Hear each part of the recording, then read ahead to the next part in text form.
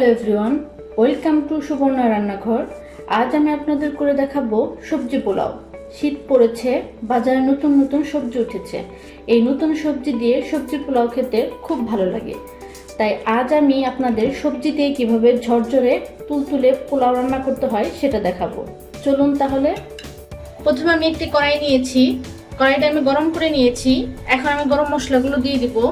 এখানে আমি একটি তেজপাতা, একটি মাঝারি সাইজের দারচিনি, দুটো এলাচ, 4-5টি লবঙ্গ, 10-12টি গোলমরিচ নিয়েছি। এগুলো হালকা একটু ভেজে নেব।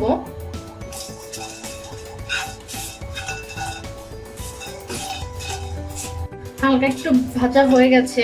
এখন আমি তেল দিয়ে দিব। এখানে আমি 1/4 কাপ সয়াবিন তেল নিয়েছি। আর নিয়ে নেব 1 টেবিল চামচ ঘি। আপনারা চাইলে পুরো রান্নাটা ঘিতেও করতে পারেন, বাট আমি সয়াবিন তেল ঘি দুটাই নিয়েছি। ঘির পরিবর্তে আপনারা বাটার ইউজ করতে পারেন। মশলাগুলো গরম হওয়া পর্যন্ত অপেক্ষা করছি।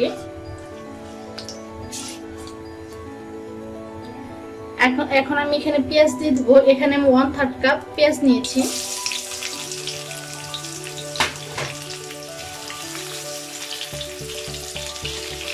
পেঁয়াজগুলো সোনালি রং হওয়া পর্যন্ত অপেক্ষা করব। বেশি ভাজবো না, তাহলে পোলার চালের সাথে ভাজতে গেলে একদম পেঁয়াজগুলো পুড়ে যাবে। এইভাবে অনবরত নাড়তে থাকবো যেন পেঁয়াজগুলো এক পাশ পুড়ে না যায়, সব দিকে যেন সমানভাবে হয়ে যায়। আমি এখন এখানে 5টি কাঁচামরিচ দিয়ে দিচ্ছি। কাঁচামরিচগুলো আমি ফালি করে নিয়েছি। কাঁচামরিচগুলো আমি পেঁয়াজের সাথে একটু ভেজে নেব। পেঁয়াজগুলো হালকা হালকা সোনালি রং হয়ে এসেছে। এখন এখানে আমি আদা বাটা, রসুন বাটা দিয়ে দেব। আমি এখানে 1/2 চা চামচ রসুন বাটা আর 1 চা চামচ আদা বাটা নিয়েছি। এখন এগুলোর সাথে আমি একটু ভেজে নেব।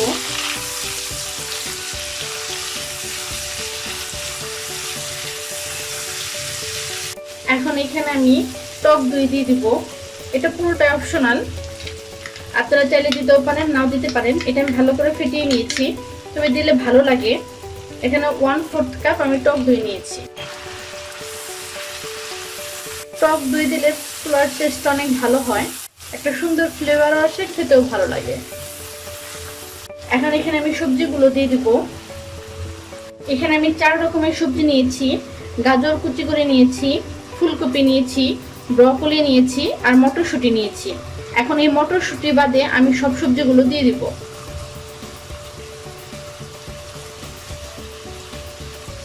আমি সব সবজি মিলে 1 কাপ নিয়েছি।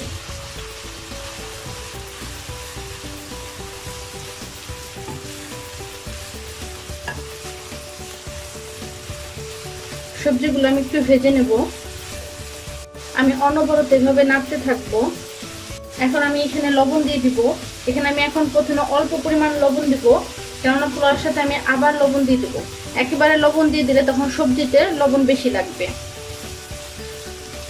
এখানে আমি অল্প একটু পানি দেব, গরম পানি, যাতে সবজিগুলো একটু সেদ্ধ হয়ে যায়। বেশি পানি দেব না, কারণ পোলাওর সাথে এগুলো আবার সিদ্ধ হবে। এই জন্য জাস্ট অল্প পরিমাণে একটু গরম পানি দিয়ে দিলাম সবজিগুলো সিদ্ধ হওয়ার জন্য। এখন আমি এটা ঢেকে দেব। ফিরে আসছি 2 মিনিট পর। ফিরে এসেছি 2 মিনিট পর। সবজিগুলো অলমোস্ট সিদ্ধ হয়ে গেছে। এখন আমি পোলাওর চালটা দিয়ে দিব।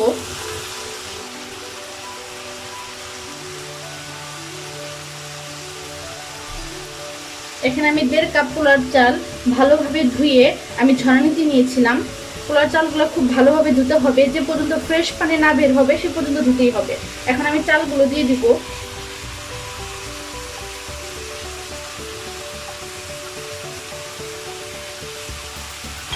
এখন আমি সবজিগুলোর সাথে চালগুলো ভেজে দেব। চুলার জালটা কিন্তু আমার মিডিয়াম আঁচে আছে। এভাবে অনবরত নেড়ে আপনার পোলাও চালটা ভালোভাবে ভেজে নেবেন। আমার পোলাও চালগুলো ভাজা হয়ে গেছে। যত ভালোভাবে পোলাও চালটা ভেজে নিতে পারবেন তত পোলাওটা ঝরঝরে হবে। এখন এখানে আমি পানি দিয়ে দিব। আমি 1.5 কাপ পোলাও চাল নিয়েছিলাম, মোট আমি 3 কাপ পানি দিয়ে দিব।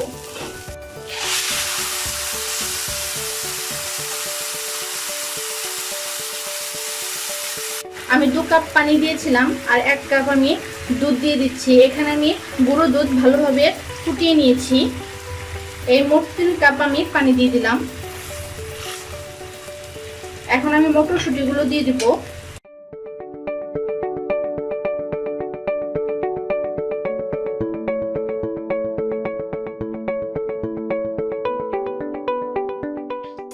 আর দিয়ে দিব লবণ। আমি আরেকটু লবণ দিয়ে দিচ্ছি। আর দিয়ে দিচ্ছি 5টা কাঁচামরিচ আস্ত। আমি এটা হালকা ভাবে নেড়ে চেড়ে দেব, আলতো ভাবে। যদি চাল আপনাদের নতুন হয়ে থাকে তাহলে পানির পরিমাণ অবশ্যই একটু কমিয়ে দিবেন। আমার পুরো চালগুলো পুরাতন ছিল, এই জন্য আমি মোট 3 কাপ পানি দিয়েছি। এভাবে আমি হালকা ভাবে আলতো করে নাড়া দেব। আমি এভাবে নিচের চাল উপরে আর উপরের চাল নিচে উল্টো পাল্টা করে দিয়ে দিব, যেন সব চালগুলো সমানভাবে সেদ্ধ হয়। আপনারা অবশ্যই পোলাওতে দুধ ব্যবহার করবেন। দুধ দিলে পোলাওর টেস্ট অনেক বেড়ে যায়, প্লাস পোলাওটা দেখতে অনেক সাদা হয়, দেখতেও খুব ভালো লাগে, খেতেও খুব ভালো লাগে।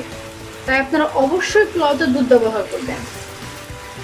আপনারা দেখতে পাচ্ছেন পানিটা প্রায় শুকিয়ে গেছে। এখন আমি চুলাটা দমে দিয়ে দিব। আমি চুলার আঁচটা একদম লোতে করে 10-15 মিনিটের জন্য আমি ঢেকে দেব। এর মধ্যে আর আমি ঢাকনাটা খুলবো না। 10-15 মিনিটের মধ্যে আমি ঢাকনাটা খুলবো না। পানি যে পরিমাণ আছে সেই পরিমাণ দিয়ে আপনার চালটা সেদ্ধ হয়ে যাবে। ফিরে এসেছি 12 মিনিট পর। আপনারা দেখতে পাচ্ছেন পোলাওটা পুরোপুরি হয়ে গেছে এবং অনেক সুন্দর ঝরঝরা হয়েছে, অনেক সুন্দর একটা ফ্লেভার আসছে। দেখতে পাচ্ছেন পোলাওটা কত সুন্দর ঝরঝরা হয়েছে। এখন এখানে আমি হালকা একটু ঘি দিয়ে দিব, জাস্ট একটু ফ্লেভারের জন্য। এখন আমি এটা 2 মিনিট ঢেকে রাখবো। ঢেকে এটা আমি নামিয়ে নেব। চুলাটা আমি বন্ধ করে দিয়েছি। ফাইনালি হয়ে গেল সবজি পোলাও। আমি সার্ভিং ডিশে পরিবেশন করে নিয়েছি। আপনারা এই সবজি পোলাও যে কোনো চিকেন ফ্রাই বা যে কোনো মাংস দিয়ে খেতে পারেন। আজ এ পর্যন্তই। আবার হাজির হব নতুন কোনো ভিডিও নিয়ে। ধন্যবাদ।